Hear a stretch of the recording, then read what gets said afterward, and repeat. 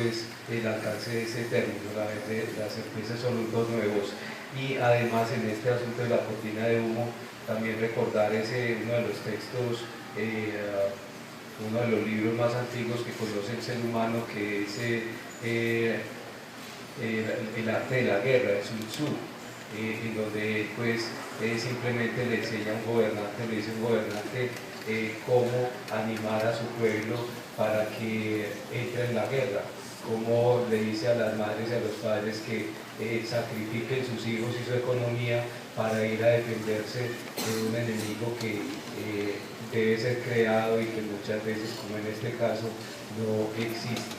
Ese tipo de tradición del pensamiento estratégico profesor aplicada a estos tiempos, en donde el eufemismo, pues esa forma de llamar las cosas de una manera un poco más amable, como lo hemos vivido mucho en este país bajo el régimen de Álvaro Uribe, por ejemplo, en términos de los falsos positivos, ¿cierto? De cómo a los crímenes de Estado se les cambia simplemente el nombre para venderlos de una manera más amable. Esa práctica, qué tan antigua puede ser y qué tan vigente además podemos entenderla en términos de nuestro país.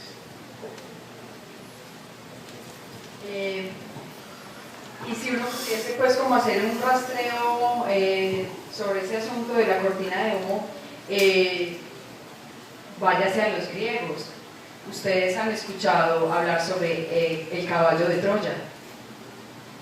Es eso, ¿cierto? En una guerra, ¿cómo hacer que mi enemigo, que es superior a mí, ¿cierto?, le cambie yo un poquito como la mirada sobre lo que acontece para que se preocupe por otras cosas y en mi minoría yo pueda ejercer el privilegio de la superioridad y ganar? Eso, por ejemplo, es de lo más clásico que hay en torno pues, a ese asunto de la cortina de humo, sería el caballo de Troya. Les voy a contar, es una anécdota. Eafid, un estudiante de ciencia política que empezó a estudiar comunicación.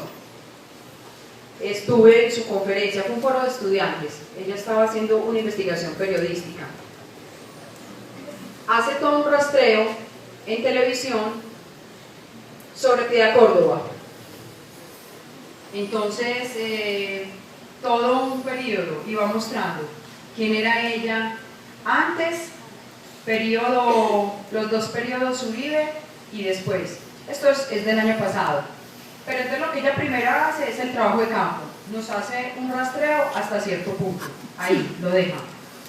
Y empieza a hacer una lectura. Ella empieza a leer su texto. Lo que comienza a generar es una gran incomodidad en el público, porque ella comienza hablando precisamente del gran manejo mediático que se le dio a la imagen de ella sobre su gran proximidad al gobierno de Chávez. Y entonces, el ejercicio es, antes de, entonces, lo que ella hacía, quién era Piedad Córdoba como senadora, etcétera, lo que ella hablaba, lo que ella decía, todas las alocuciones que se pudo editar para este, digamos, mini documental. Luego lo que empieza a pasar en los noticieros, hablando de ella, todos hemos escuchado, todos recordarán en ese lapso del gobierno Uribe, como un Vox Populi que era el amante de Chávez. Todos tenemos esa información, guerrillera, chavista, sí, todos aquellos adjetivos que precisamente estuvieran, ténganlo claro, en oposición al gobierno o a esa forma de gobierno del momento en Colombia. Hay un asunto muy puntual donde ella comienza a demostrar la masmediatización. En un noticiero, sí, la muestran a ella diciendo, a ver si recuerdo algo así, no es posible la paz y no se encontrará la paz bajo un gobierno como este. Tan, y cortan, listo. Y eso es lo que nos pasa. Y estamos viviendo el gobierno de Uribe. Inmediatamente eso es conmoción nacional. Inmediatamente empieza una batalla contra ella. Recuerden que hubo un acto muy violento contra ella, la tuvieron que bajar de un vuelo porque la iban a linchar. Un colombiano la iba a golpear y el capitán, cuando empezó a darse cuenta que todo el vuelo quería que ella se bajara, no la pudo defender. El capitán le pidió a ella que por favor se bajara porque si no, ese vuelo no iba a arrancar nunca, que eso ya se le había salido a él como capitán de las manos, y ella se baja y lo dicen. No sé si ustedes recuerdan eso en las noticias. De ahí en adelante hay un gran boicoteo, ¿cierto?, contra ella, su imagen, etc. Lo que esta niña hizo fue mostrar realmente toda la locución donde está ese pedazo. Hubo manipulación de la información y todo lo hicimos creíble porque la vimos y la escuchamos, le dimos credibilidad a lo que pasó por televisión. El texto como general decía algo así como: no es posible un país como este donde el amor y la esperanza no creamos en ella, etc. Era un discurso pues en torno a que en un país donde no se puede ejercer el amor, la esperanza, la solidaridad, un país incluyente, en ese país no existía la paz. ¿Sí ven? Ahí, pero cortan y muestran. Eso es exactamente lo que pasó con la imagen de Piedad Córdoba. Y todos lo vimos y lo escuchamos. Y todos tenemos la más perversa de las imágenes de ella, como senadora, como mujer política. Todos. Porque es que, claro, yo vi esa noticia, yo hago parte del país, yo defiendo el país. Eso es exactamente un ejercicio de pura más mediatización, el control del poder y de los referentes de la sociedad. Y perfectamente se demuestra cómo el referente cambia y nosotros entonces polarizamos exactamente las relaciones del mundo y lo que nosotros creemos es la verdad. Ahí hay un cambio radical en la imagen y ella lo demuestra. Es una investigación periodística que ella está haciendo. Es impresionante lo que ella mostró allí. Y es ahí, efectivamente. Entonces, ahí se pone en evidencia el poder tan grande que tienen todas las cadenas. Un ejercicio básico para que usted comprenda qué es eso de la teoría de la conspiración y cómo hay cortinas de humo, simplemente haga un rastreo y mire varios canales, haga ese zapping en los canales nacionales, mire Telemedellín, Teleantioquia, RCN, Caracol y empiece a mirar. ¿Cómo dan una noticia nacional? Una sola noticia nuestra y empiece a ver cómo se va desintegrando, digamos, el eje central y empieza a girar en torno a otras cosas y se pierde el objetivo real de lo que es lo más importante. Entonces, eso es empezar pues como a manejar esas miradas y esas formas pues del ejercicio como tal, de lo que es la cortina de humo. Constantemente estamos mirando y sintiendo referentes de la interpretación de lo que es la verdad oficial. Y es allí donde nosotros como ciudadanos tenemos que empezar a preocuparnos por qué es lo que pasa. Por ejemplo, lo mínimo en nuestra ciudad, lo mínimo, cuando el alcalde, cuando el gobernador empiezan a dar, por ejemplo, resultados de su gestión. Y los resultados de la gestión, usted lo ha escuchado, siempre son los mejores. Hay un asunto muy importante. Pregúntese usted como ciudadano donde vive en el barrio, ¿usted cree que somos la ciudad más innovadora del planeta?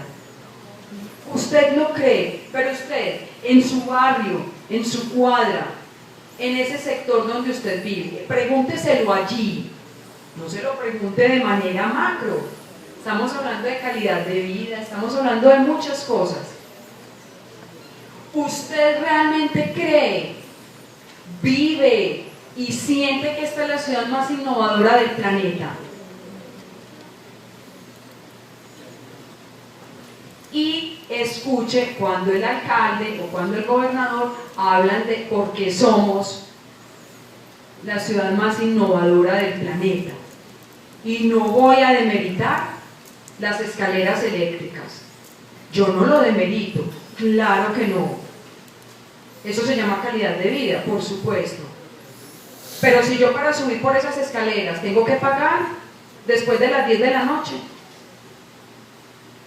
hay vacunas. ¿No sabías? Entonces,